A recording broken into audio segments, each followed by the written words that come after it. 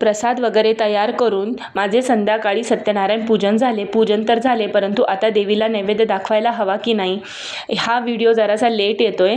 आणि मग नैवेद्य काय दाखवणार, तर मी काय करते, प्रत्येक पौर्णिमेला अन्नपूर्णा मातेच्या खाली जे तांदूळ असताना त्या तांदळामध्ये घरातील काही तांदूळ टाकते आणि त्याचाच खिरीचा नैवेद्य देवीला दाखवते. अशी छान खीर इथे तयार करून घेतली. नुसती खीर कशी नैवेद्याला दाखवणार, त्यासाठी पुऱ्या करायला घेतल्या. आणि हृदयला असं वाटतं की माझी आईला काही एकटं जमणार नाही, मला जरा जाऊन तिला मदतच करावी लागेल. येतोच मध्ये मध्ये डब्यावर चढून इतकी मदत करतो मला की तो सांगताच येत नाही मला त्याची मदत.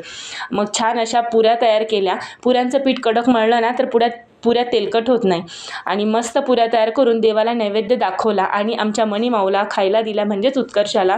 आणि मनीमाऊलाही खीर खूप आवडली. देवाचा नैवेद्यही झाला आणि मनीमाऊचंही काम झालं. तर चला, तुम्हाला आमचा हा व्हिडिओ आवडला असेल तर लाईक, शेअर, सबस्क्राईब करा. भेटूया नवीन अशाच व्हिडिओसोबत. तोपर्यंत